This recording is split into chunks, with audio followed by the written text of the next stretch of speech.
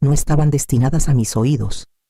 Estaba en la cocina con las manos hundidas en el fregadero fregando una sartén que ni siquiera había usado. Una costumbre en realidad.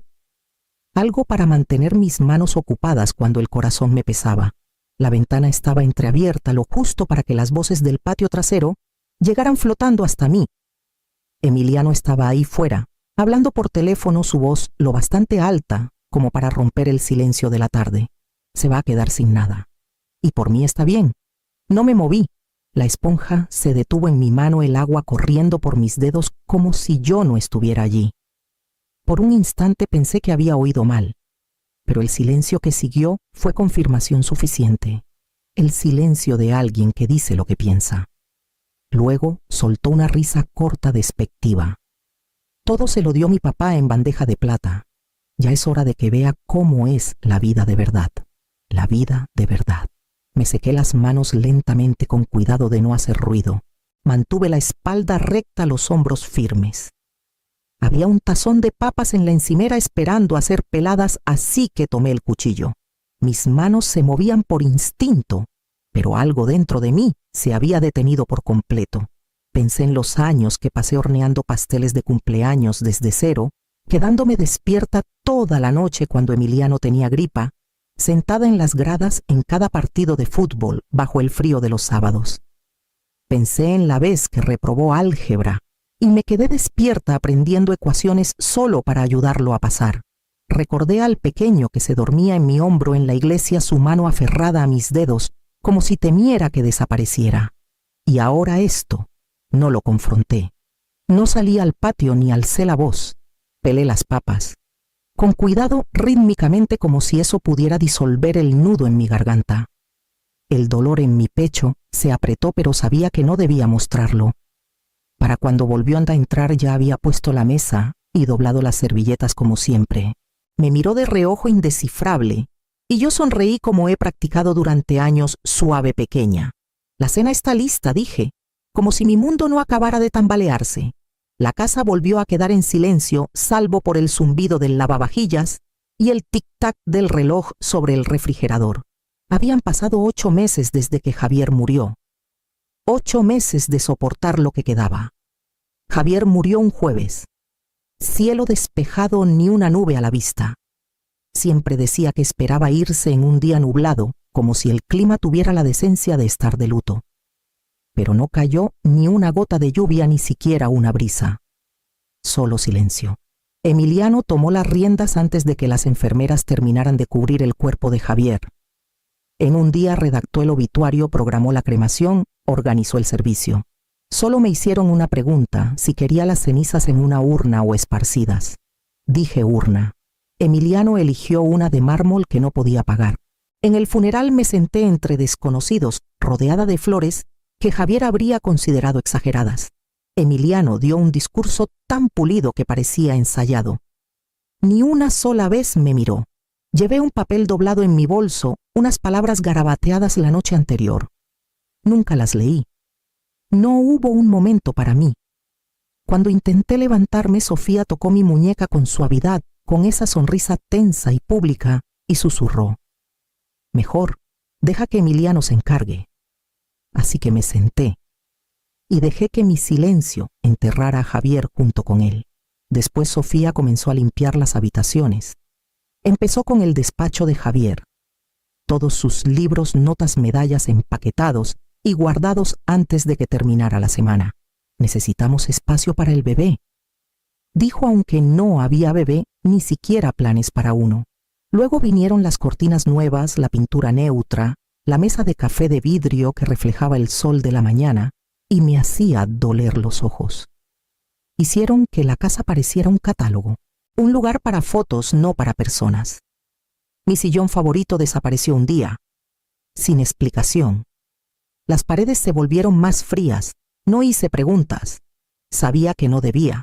Por las noches me sentaba en el garaje donde aún persistía el leve aroma de Javier, aceite de motor y jabón de pino. Pasaba las manos por sus camisas de franela aún colgadas en un rincón. No hablamos mucho en esos últimos años, no profundamente, no como antes. Se había vuelto silencioso tras la jubilación, como si algo en él se estuviera apagando mucho antes de que su cuerpo lo alcanzara. A veces me preguntaba si él veía lo que estaba pasando, cómo Emiliano me trataba como si fuera un mueble, cómo Sofía ofrecía cumplidos con la afilada precisión de un cuchillo. Tal vez lo notó, tal vez no, pero algo me decía que no se había ido sin un plan. La llamada llegó un lunes por la mañana.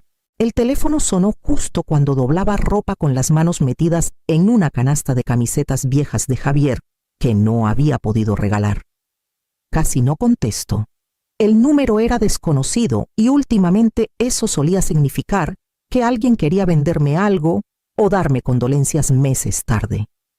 Pero algo en mí, un viejo reflejo tal vez, me hizo tomarlo al tercer timbre. «Señora Valdés», preguntó una voz, tranquila, femenina, mesurada, de esas que te hacen enderezar la espalda. «Sí, soy Alejandra Méndez, abogada de Méndez, Torres y Asociados. Representé a su esposo». Mi esposo, repetí sin saber a qué parte de mi vida se refería. «Javier». «Así es, señora. Me gustaría solicitar una reunión privada. Hay asuntos que requieren su atención. Debió haber un error. Creo que mi hijo ya se encargó de todo.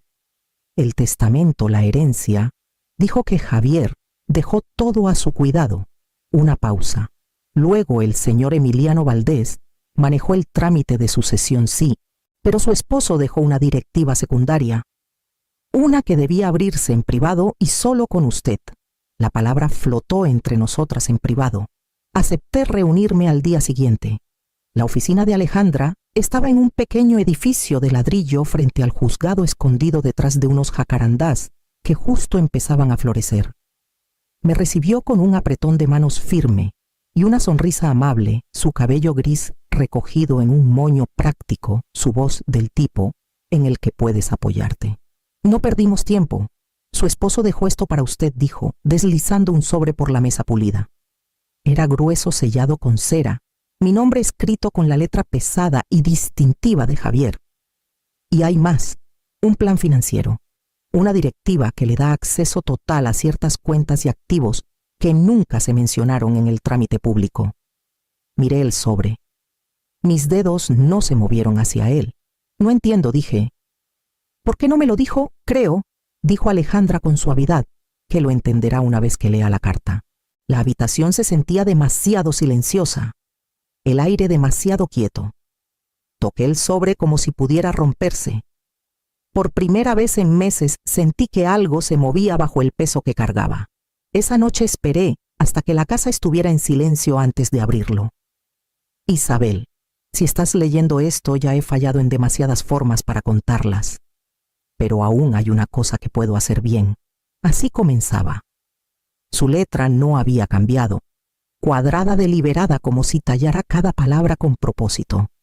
Mis manos temblaron no por el duelo, sino por algo más profundo, reconocimiento tal vez. Una voz que no había escuchado en años hablando al fin con claridad. «Sé lo que ha estado pasando en la casa. Sé cómo te habla Emiliano cuando cree que nadie lo escucha. Sé que Sofía te ha hecho sentir como inquilina en tu propio hogar. Lo he visto desarrollarse una pequeña indignidad a la vez. Y no hice nada. Hice una pausa parpadeando para contener las lágrimas que no esperaba. Claro que lo sabía. Siempre veía más de lo que decía. Pero me había convencido de que su silencio era indiferencia, que tal vez estaba de acuerdo con ellos. Me equivoqué. Tenía miedo, Isabel. Miedo de mover el barco, de enfrentar a un hijo que resultó ser más como yo de lo que quiero admitir. Pensé que tenía más tiempo. Pensé que encontraría el momento justo para arreglarlo. Pero ese momento nunca llegó. Así que esto es lo que puedo hacer ahora. Encontrarás los documentos adjuntos que te otorgan la propiedad total de la casa en San Miguel. No la cabaña del lago, sino un hogar de verdad. 4 recámaras, jardín, vista a las sierras. La compré hace 2 años, justo después de mi diagnóstico. La amueblé en silencio, limpié el terreno, mantuve los impuestos al día. Está solo a tu nombre. También encontrarás la transferencia de control sobre mis activos restantes. Hay 50 millones de pesos en inversiones, ahorros, pensión. Me aseguré de que no estuvieran ligados a Emiliano de ninguna manera. Vi cómo cambió con los años, cómo empezó a medir el valor en posesiones, no en amor. Mereces paz, Isabel. Mereces una vida que no esté construida en los términos de alguien más. Esto no es venganza, es restauración. Perdóname por llegar tarde. Javier. No me di cuenta de que estaba conteniendo el aliento hasta que la carta se deslizó de mis manos y cayó suavemente en mi regazo. La levanté de nuevo, la leí 2 veces, luego una tercera intentando absorber el significado detrás de cada frase. El sol estaba saliendo cuando doblé la carta con cuidado y la guardé en el sobre. A la mañana siguiente, Alejandra me entregó una carpeta llena de evidencia. La carpeta que Alejandra me dio pesaba más de lo que parecía. La colocó con suavidad, como si pudiera abrir algo que ninguna de las dos podría cerrar. Me pidió que te diera esto solo después de que leyeras la carta, dijo con voz cuidadosa. Él mismo lo compiló todo. Dijo que era hora de que alguien dijera la verdad. Dentro había secciones etiquetadas con precisión, fechas, nombres, transcripciones, fotos. El primer documento era una copia de una cadena de correos entre Sofía y un abogado que no reconocí.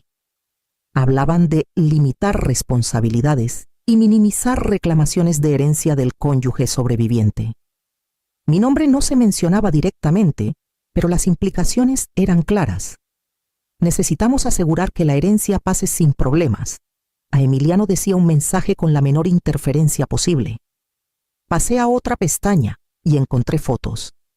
No de mí, de ellos. Sofía y Emiliano en restaurantes con asesores agentes inmobiliarios, un hombre de cabello peinado hacia atrás y pluma de oro que aparecía en varias fotos. Alejandra lo señaló. Ese es el tipo que intentaban usar para liquidar la casa en silencio. Pensaron que podían venderla antes de que se finalizara el trámite. También había grabaciones de voz, fragmentos de conversaciones en tonos bajos conspirativos. Una de Sofía diciendo no va a pelear. No tiene el carácter para eso. Solo se desvanecerá. Emiliano se rió. Escuché sin inmutarme. De alguna manera ya lo sabía. Pero luego vino el último archivo. Un solo clip de audio etiquetado para Isabel. Lo reproduje. Su voz llegó como si atravesara el tiempo.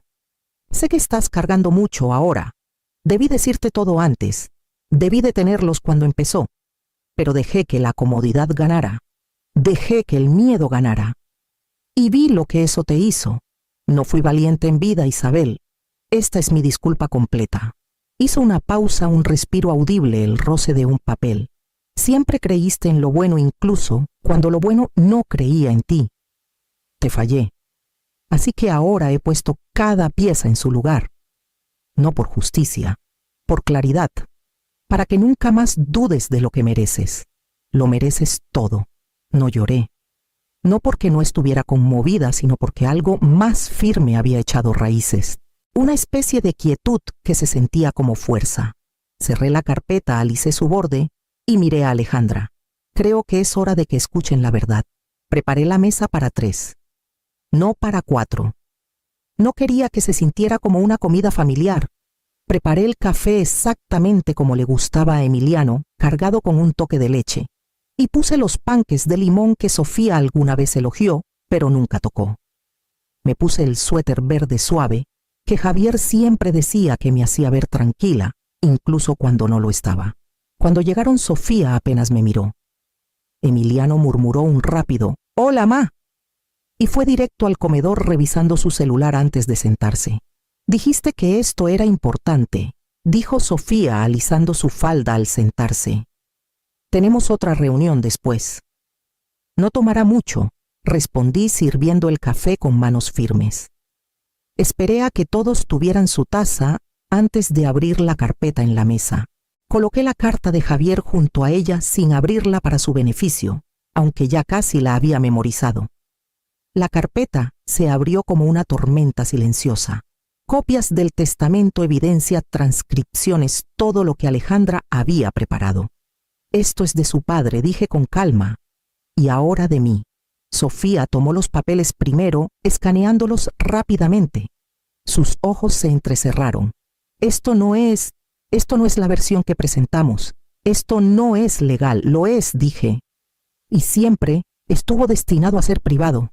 Hasta ahora. Emiliano arrancó el testamento de sus manos. Su boca se torció mientras leía pasando las páginas demasiado rápido para asimilarlas. ¿Te lo dejó todo? Su voz se alzó. ¿Todo te lo dejó a ti? Así es, dije. Porque vio lo que yo fingí no ver. Manipulaste a mi papá. Siseó Sofía. Esto fue planeado. Lo engañaste cuando estaba enfermo. No lo hizo, dijo Alejandra saliendo del pasillo donde había esperado en silencio. Yo presencié la firma. También lo hicieron dos partes independientes. Pasó una evaluación psiquiátrica días antes. Todo es legal. Todo es vinculante.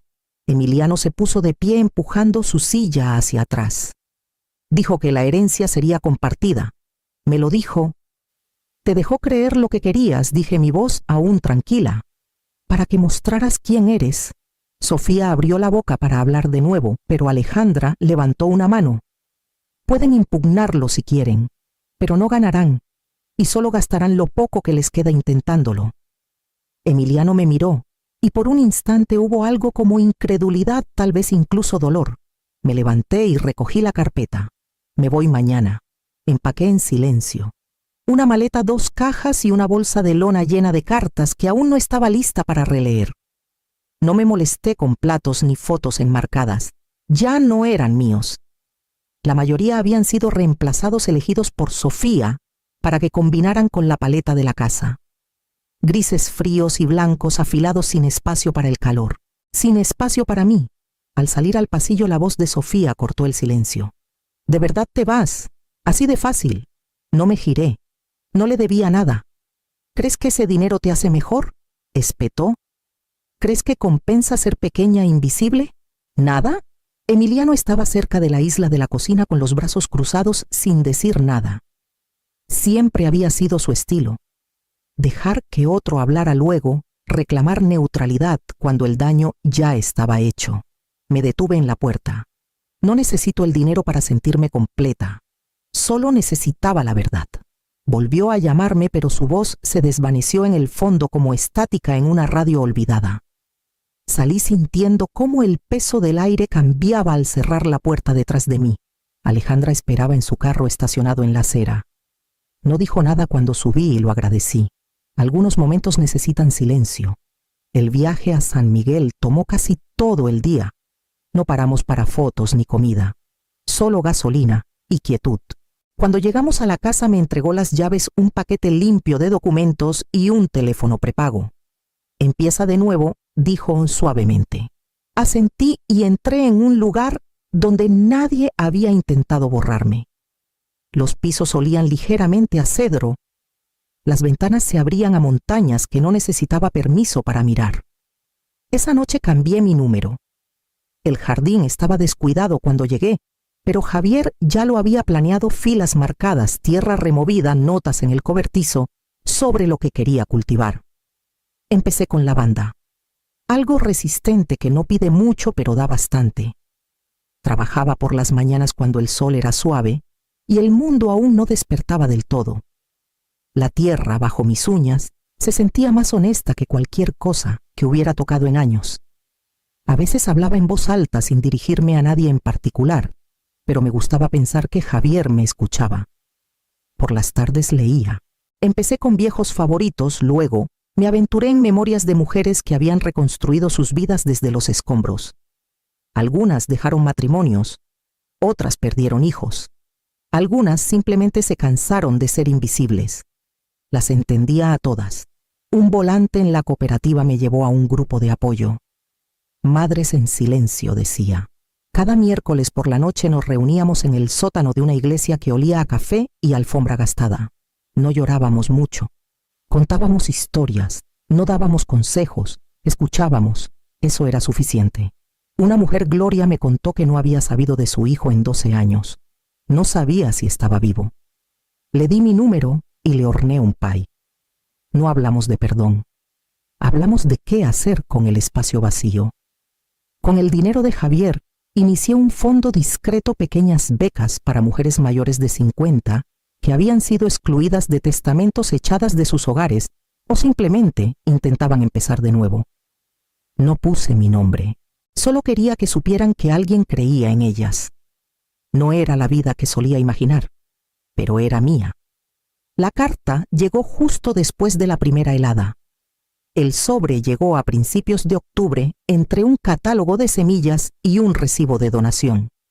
Mi nombre estaba escrito en letras mayúsculas que reconocí de inmediato la letra de Emiliano, afilada y urgente. No había dirección de remitente, solo un sello postal de la ciudad que solía llamar hogar. Lo abrí lentamente sin expectativas. No se molestó en cortesías. Mamá, sé que ha pasado mucho tiempo. No estaría escribiendo si no fuera serio. Estamos en problemas. El negocio no sobrevivió a la crisis. Los padres de Sofía nos cortaron. Estamos atrasados con la hipoteca. Si pudieras ayudarnos, aunque sea con algo para pasar el invierno, te lo agradecería.